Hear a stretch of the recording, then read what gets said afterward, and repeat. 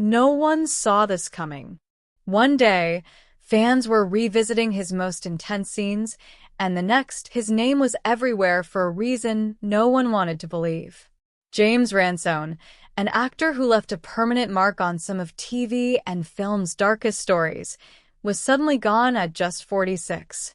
And the silence he left behind feels heavier than any role he ever played.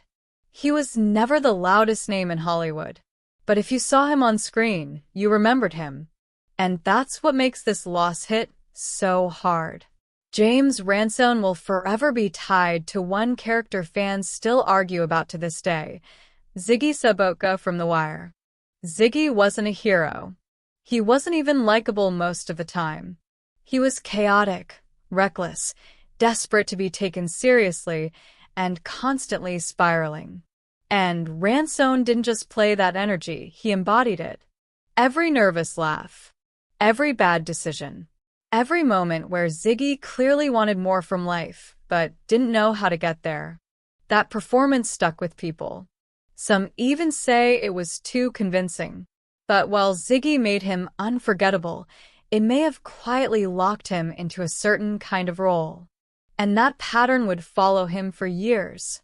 Because if you look at James Ransone's career after The Wire, a theme starts to emerge. He became Hollywood's go-to guy for characters carrying invisible damage. Haunted men, nervous men, men cracking under pressure. In it, Chapter 2, he stepped into the adult version of Eddie Kaspbrak, a character defined by fear, anxiety, and trauma that never really went away. In Sinister and the Black Phone, he once again played figures orbiting darkness, violence, and dread. Even fans started noticing it. Online discussions pointed out how often Ransone's characters felt like they were barely holding it together. At the time, it was just seen as range. After his death, those same performances feel eerily different. But long before horror films and prestige TV, Ransone's career began with controversy. His breakout role came in 2002 with Ken Park, a film that immediately sparked backlash for its explicit content. The movie put him on the map, but not in a comfortable way. Reports from that era suggest it was a brutal introduction to the industry. Sudden attention, polarizing reactions, and a reputation that followed him. For a young actor, that kind of start can be overwhelming. Hollywood doors opened, but not always to safe or stable ground. And while he kept working steadily, he never seemed interested in fame for fame's sake. In fact, James Ransone quietly became what many in the industry call a working actor's actor. He showed up, he delivered, and then he disappeared back into the background. He popped up on shows like Law and Order, Hawaii 5-0, and more recently, Poker Face. No scandals, no flashy interviews, no headline-chasing behavior, just consistent work. People who followed his career noticed he never tried to reinvent himself as a celebrity brand. He let the roles speak, which is why the news that broke in December felt so jarring. On December 19th, James Ransone was found dead at his home in Los Angeles. He was 46 years old. According to the Los Angeles County Medical Examiner, his death was ruled an apparent suicide, meaning he offed himself. The announcement spread fast. Fans who had just seen him in recent projects struggled to process it. There was no public warning, no visible unraveling, just sudden absence.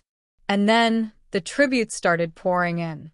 HBO was among the first to respond, sharing a photo of Ransone as Ziggy Sobotka and writing a simple but heavy message, "In loving memory of James Ransone."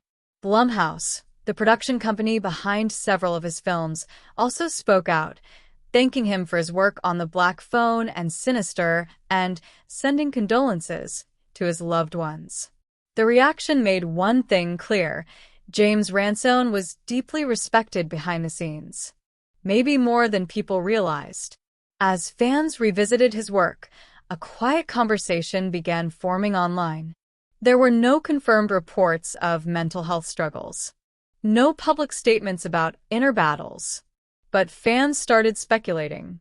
Some wondered if playing so many dark, emotionally draining characters takes a toll over time.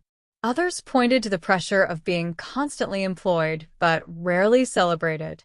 A career spent in the shadows of bigger names. Again, nothing confirmed. Just questions.